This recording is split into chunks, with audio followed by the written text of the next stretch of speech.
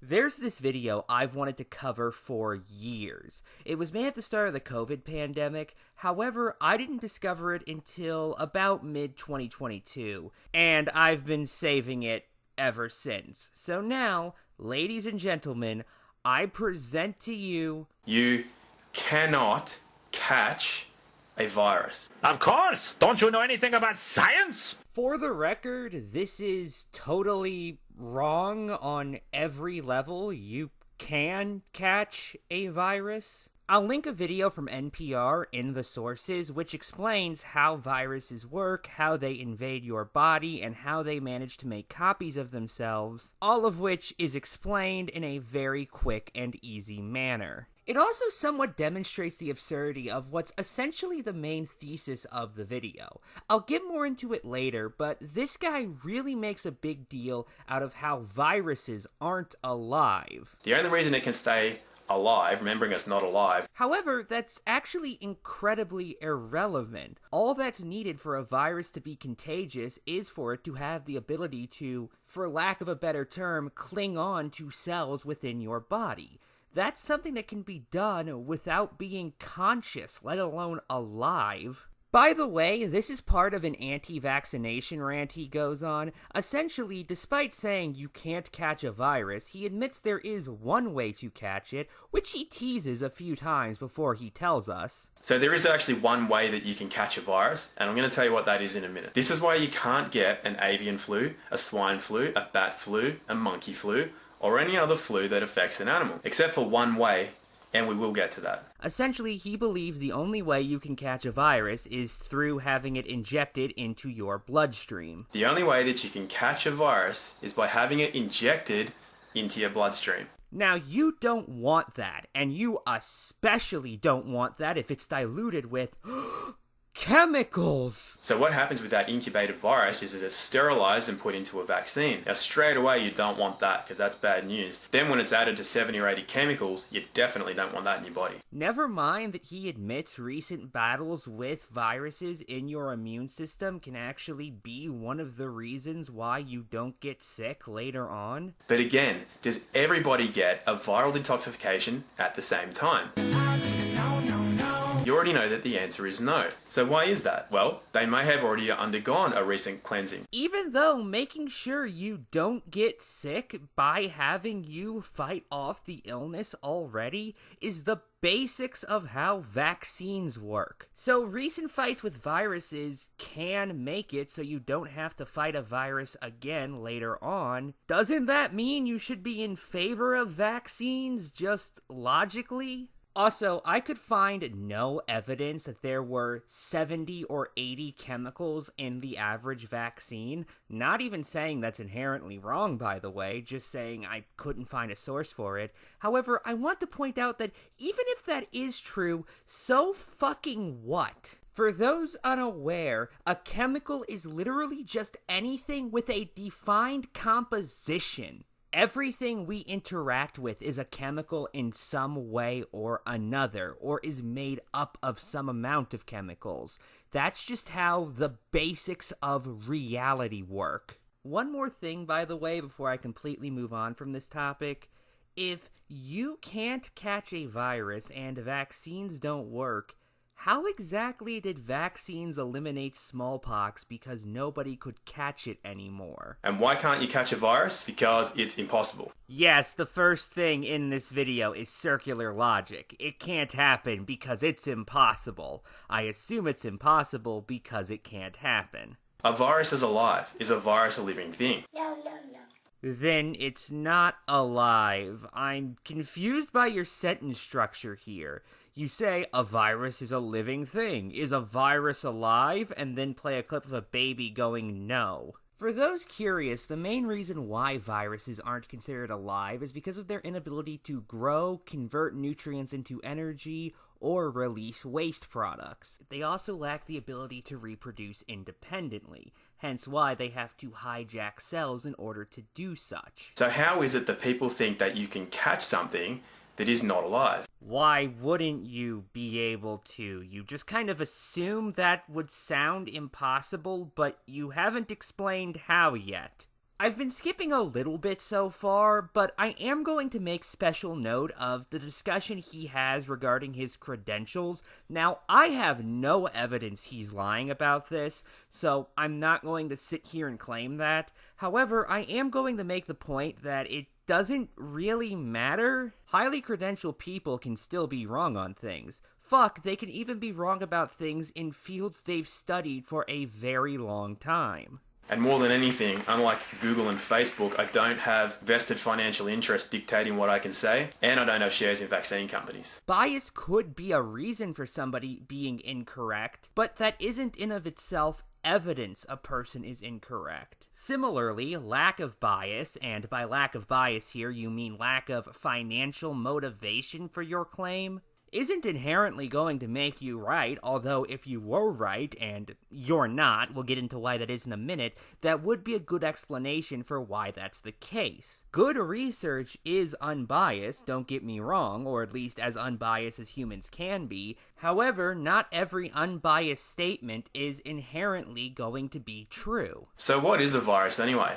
Well, a virus is nothing more than a solvent. Viruses are a genome, not a solvent. Those are incredibly different things. Also, do you have a citation for your claim or anything out of curiosity? Well, spoilers, outside of some very specific ones later, he doesn't. And these solvents are created within the cells of the body. This is why you cannot catch a virus. Viruses are created cellularly. Now, the body can create hundreds of thousands of different viruses at any time. So why does a cell need to create a virus or a solvent? Created in response to the built-up toxicity that we have in our bodies. Your body is totally able to get rid of toxins on its own. Usually, at least. Obviously, there are exceptions. So how does a cell become toxic? Well, a lot of people have spent a number of years putting shit in their minds and shit in their body. A lot of people think that it's just totally fine to eat supermarket food, you microwave it, just get flu shots injected into you every year, just drink your tap water. People that go after organic food are tinfoil hat wearing boogers. Obviously, the healthiness of supermarket food depends on what exactly you're purchasing at said supermarket. However, research shows it to be an important part of how most people find themselves getting healthy food in the first place. Microwaving usually doesn't have any real impact on the nutrients present in food, and even then, on the few occasions it does happen, that's because of it just being heated, not because of it being microwaved specifically. To quote from an article on this very topic, some nutrients break down when they're exposed to heat, whether it is from a microwave or a regular oven. Vitamin C is perhaps the clearest example, but because microwave cooking times are shorter, cooking with a microwave does a better job of preserving vitamin C and other nutrients that break down when heated. Of course, the fact that cooking something in a microwave is faster than cooking it in an oven is something that every American Dad fan should know. So I'm in the checkout line, and I have to swipe my card a few times before it goes through. And I hear the guy in line behind me do the whole, ugh, like he's in such a hurry. Then I see he's buying stovetop popcorn, and I say, "Sir, if you're that pressed for time, maybe you should buy the microwave popcorn." Well, the checkout lady takes her microphone thing and goes, "Major burn on register 1." And she immediately gets fired. Turns out she had a history of playing with the microphone. Hello? Oh my God, have I not been talking to anyone? Flu vaccines have been proven to be safe, although they can have minor side effects. In some people, it's not all that common, and anything more serious is, although not impossible, literally less than a 1 in a million chance.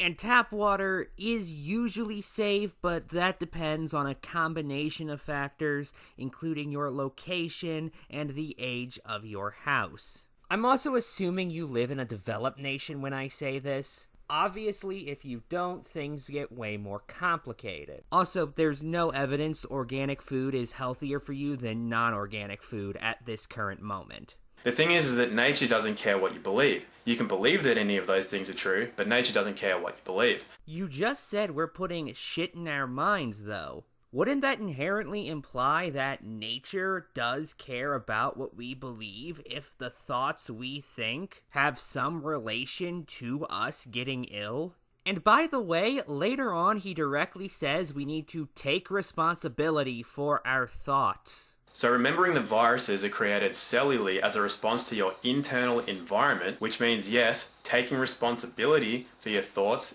actions, and beliefs. And he similarly says that people can avoid being sick by watching how they think. They may just be very healthy people, and they're always watching the way they eat, the way they think, the way they move, the way they sleep. Meaning, apparently there is some concern in nature about what we believe, if this is true. So a lot of people have asked me, what is a flu? Well, a flu is a viral detoxification or a cleansing. A cold, on the other hand, is mostly bacterial. Colds are also viruses, not bacteria. A virus is specific to specific cells in the body. So somebody with hepatitis, for example, which affects the liver, does that affect the heart? Do they have lung problems? Do they have brain or gonad problems? Hepatitis is linked to heart problems, specifically in the form of hepatitis C.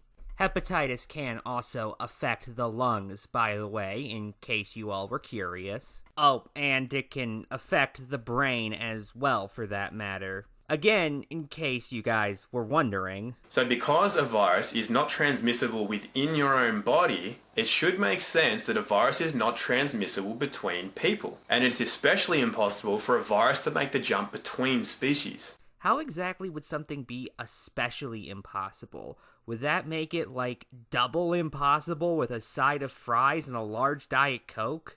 There's also a term for diseases that jump from non-humans to humans, by the way.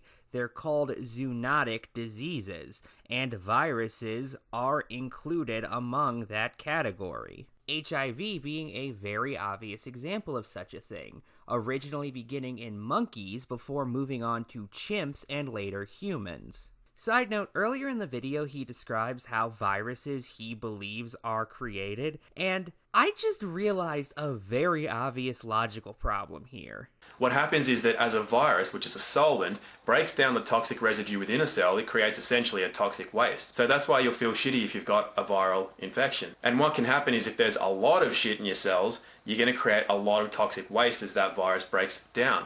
So what happens is that if there's too much of it, it can actually cause cell damage, and in extreme cases it can cause cell death. This is why you can't get an avian flu, a swine flu, a bat flu, a monkey flu, or any other flu that affects an animal. Humans can get an avian flu. It's rare, but it does happen on occasion. The same is true for swine flu. Again, it is not a normal occurrence, but it does happen on occasion, and we have evidence of that. So how is it that a number of people can get a virus at the same time? There is an intelligence that runs through all of life. It's why seeds know when to germinate. It's why animals know when to mate, or to hibernate, or to come out of hibernation. So the body knows when it's a good time to undergo a cleaning. Son, I didn't understand a word you just said. Hey, thanks. That is not a compliment. I disagree. Additionally, our bodies all talk to each other, particularly our immune systems. This is one of the ways that we're attracted to the opposite sex. We can sense their immune system. It's how we know that we can create a genetically diverse offspring that will have the greatest chance of survival. If there were anything to this, why has anyone ever felt attraction towards someone with an autoimmune disorder, like HIV, for example? We sense another's immune system partly by scent, and this has been taken away quite a lot in modern life. Things like perfumes and colognes, and especially when women go on the pill, it can affect their ability to sense a man's immune system. This is why some women come off birth control when they decide it's time to have a baby with their partner, and they smell him for the first time, and they realize that they're actually not attracted to him. I'm not going to say any of that's inherently wrong. I am going to ask if you have any evidence at all, because it doesn't seem like you do. Hopefully that's enough to show you why you cannot catch a virus, and you can start asking some good questions, such as, what is this coronavirus really about? Well, a lot of people were sus on this from the start for a number of reasons. Not everybody buys into what they hear from the media. And recently I saw a video from a guy who was clearly able to use his own brain. He asked a couple of good questions, and those questions led to the finding of vaccine patents. So what you can do is you can look up these patent numbers right now. First one being US 200-625-7852. And when you look at that, you'll see how long ago coronavirus was patented. That's a patent for the SARS vaccine, which is a coronavirus because that's an entire classification of illnesses. It doesn't just refer to COVID-19 or SARS-CoV-2, as it was also sometimes called. Now, here's a European one, EP 317231-9B1.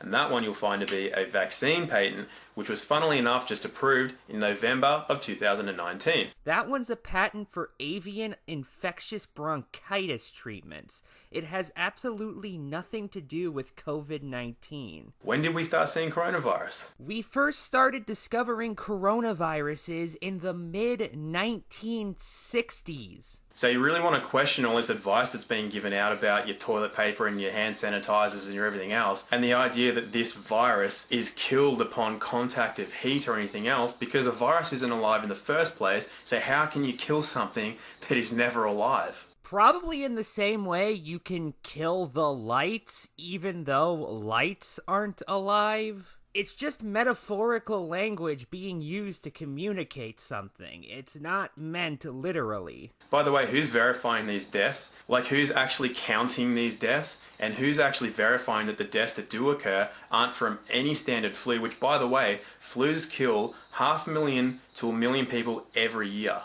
Every year. It's actually closer to between 290,000 and 650,000 people every year. Good night, and good luck.